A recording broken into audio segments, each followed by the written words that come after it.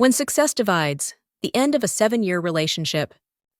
My boyfriend of 7 years doesn't want to marry me because I'm an immigrant. The truth is that I earn more money than him, and he can't accept that. I'm a 29-year-old female who moved to the US 7 years ago as a graduate school student from Indonesia. I met my boyfriend, 30-year-old May, a few months after I moved, and we've been together ever since. My boyfriend is a US citizen. After I graduated, we had a serious discussion about where our relationship was headed. We sat down one evening, the atmosphere tense but hopeful. I made it very clear that I wanted to eventually get married and have children. It was important to me that we were on the same page about our future. My boyfriend echoed these sentiments, saying he wanted the same things. I remember asking him directly if he saw that happening with me, because I didn't want to be in a relationship with no future. He looked me in the eye, told me he loved me, and reassured me that we were definitely headed in that direction. His words made me feel secure, and I believed we were on the same path. As of last week, we've been dating for 7 years. We've occasionally talked about marriage, usually during quiet moments on lazy Sundays, or while sharing a bottle of wine on special evenings. Despite these conversations, we were both busy with our respective careers, so the timing never seemed quite right to take the next step. He was focused on his teaching, while I was deeply involved in my role at a tech company. Our jobs consumed a lot of our time and energy. However, recently, my company announced that there's a chance my department's work will be outsourced. This news hit me hard. Being on an H-1B visa, temporary worker, this development meant I needed to start looking for a new job ASAP if I wanted to continue staying in the US. The uncertainty of my job situation added a layer of stress to my life. I knew I had to act quickly, as losing my job would jeopardize my ability to stay in the country, a place that had become my second home over the past 7 years. Last week, during our anniversary, I brought this up. We were having dinner at our favorite restaurant, celebrating 7 years together. The ambiance was perfect, with soft lighting and a quiet corner table that allowed us to talk freely. As we enjoyed our meal, I gathered my courage and asked him if he thought it was the right time to think about getting married, as that would also help with sorting out my visa issues. I tried to present it as a practical solution, intertwining our love and future with the reality of my situation. He looked like he was about to vomit. His face went pale, and he avoided eye contact, staring down at his plate. After much prodding, he finally confessed that he wasn't planning on us getting married before I was able to get a green card, permanent residency in the US. His words felt like a punch to the gut. I was incredibly confused and hurt because he had never mentioned this before. The dinner, which was supposed to be a celebration of our love, turned into a tense and painful conversation that left me questioning everything. His reason was that he didn't want to be used as a visa mule, his words not mine, by me. He explained that he wanted to make sure I married him because I loved him, and not because it was a ticket to staying in the US, which could only happen when I got a green card.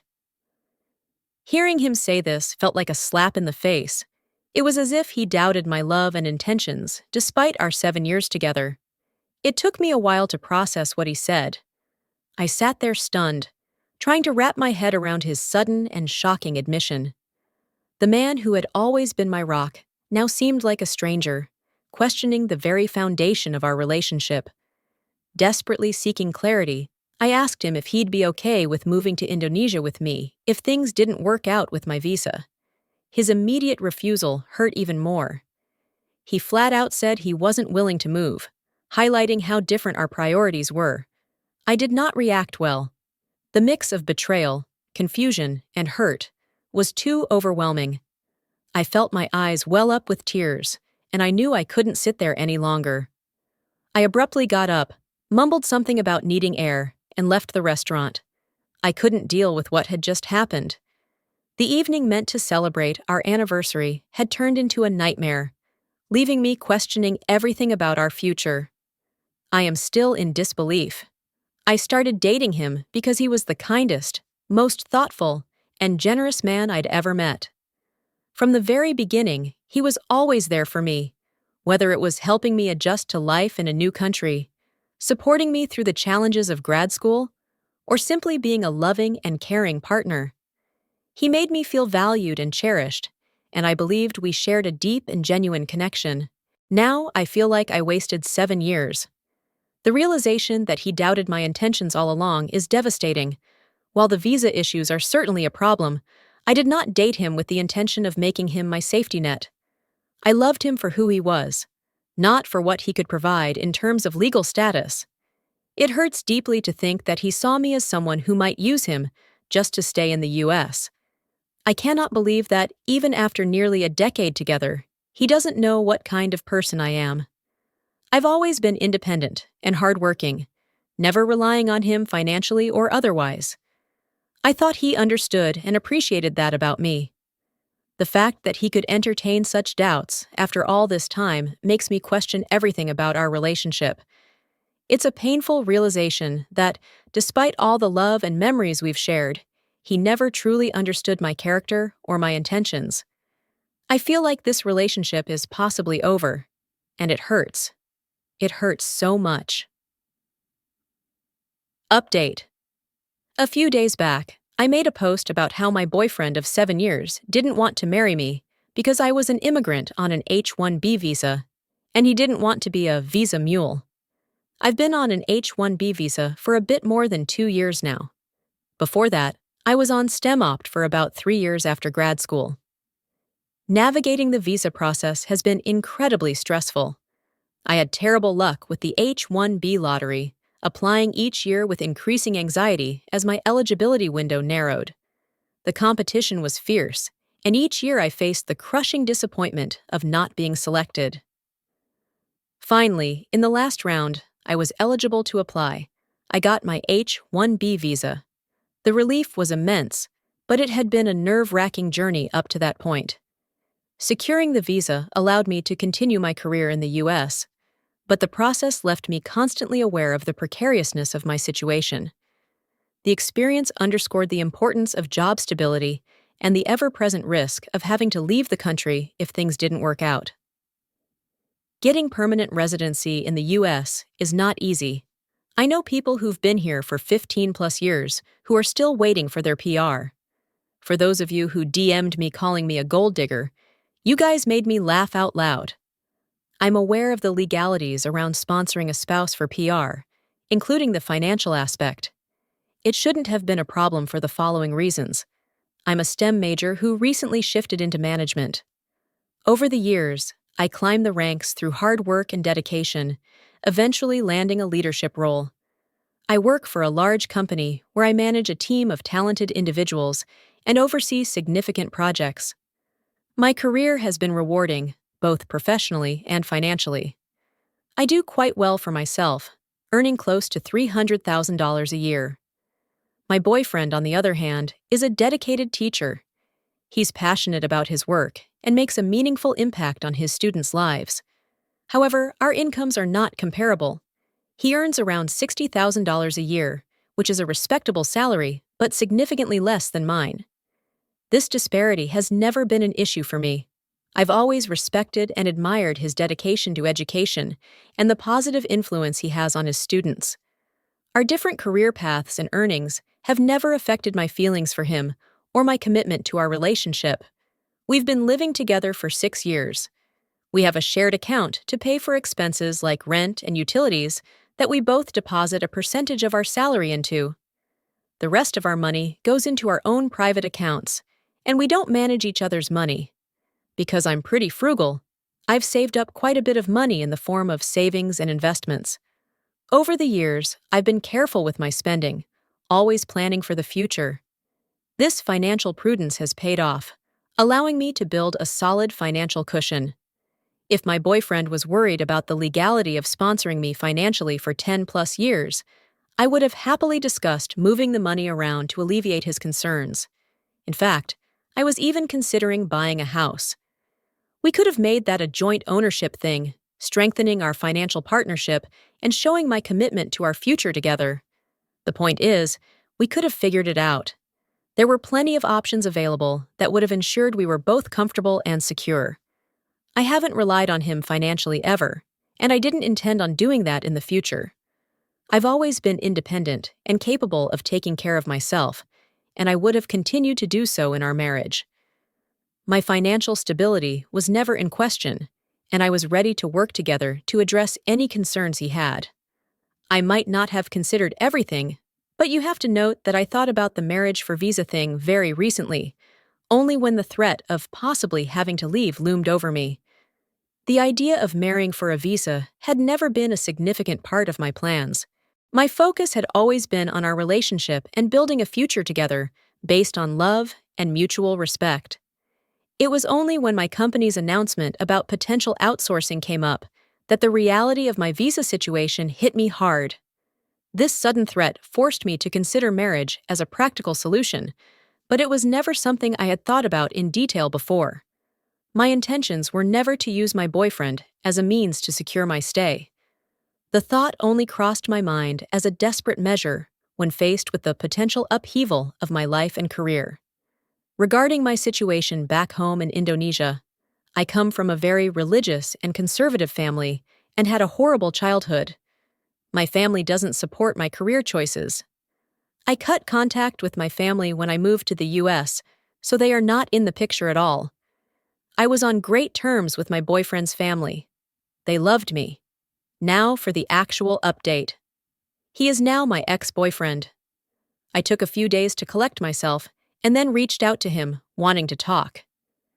During those days, I went through a whirlwind of emotions: confusion, anger, sadness, and a deep sense of betrayal. I needed time to process everything, to think clearly about what I wanted to say and how I felt. I spent a lot of time reflecting on our relationship, replaying our conversations, and trying to understand his perspective. When I finally felt ready, I sent him a message asking if we could meet to talk. He agreed, and we arranged to meet at a quiet cafe we used to frequent. Sitting across from him, I could see the strain in his eyes, a reflection of my own turmoil. It was a tense and emotionally charged moment, but I knew we needed to have this conversation to find some clarity and closure. It turns out that he has been insecure about earning less than I do for a while. This revelation hit me hard. He confessed that, for quite some time, he had felt inadequate because of the significant difference in our incomes. Apparently, his friends had been poking fun at our relationship, calling me the sugar mommy because I take care of most of the expenses. They made jokes and comments that undermined his confidence and made him feel less of a man. He never told me this until now. All those times, I thought we were fine. He was silently battling these insecurities, feeling embarrassed and belittled by his friends' remarks. It hurt to realize that he had been carrying this burden alone, letting it fester and grow into something that could drive a wedge between us. His silence on the matter meant that I was unaware of his struggles and unable to support him through them, leaving me blindsided by this sudden revelation. He apparently didn't feel like an equal because our pay differed so much. The disparity in our incomes had been a constant source of discomfort for him, making him feel less valued and inadequate. Over time, these feelings of inequality grew, and he started believing that I was only with him as a quick way to get permanent residency here. I was speechless. I couldn't believe that his friends had gaslighted him into doubting our relationship. The people he trusted had planted seeds of doubt in his mind, making him question my intentions and the authenticity of our love. It was heartbreaking to realize that their cruel jokes and comments had eroded his trust in me. I reminded him how he had supported me when I was in graduate school. Back then, I was struggling financially, trying to make ends meet while focusing on my studies. He was my rock during those tough times. I brought up specific memories, like how he used to get me groceries when I had little money to spare. Every week, he would show up with bags of food, ensuring I had enough to eat, and never made me feel like a burden. I reminded him how he allowed me to stay with him rent-free in my last year of graduate school. This generous act helped me minimize expenses, so I didn't have to take out a loan. He knew how much I dreaded the idea of additional debt, and he opened his home to me without hesitation, providing a safe and stable environment where I could focus on my studies. I also brought up how he let me use his car when I was attending interviews. He understood the importance of those opportunities and wanted to ensure I had reliable transportation. He never questioned it or made me feel guilty. He simply handed over the keys, wishing me luck and believing in my potential. These acts of kindness and support were a testament to his love and generosity. I wanted him to remember how we had always been there for each other, how his selflessness had helped me through some of the most challenging times in my life.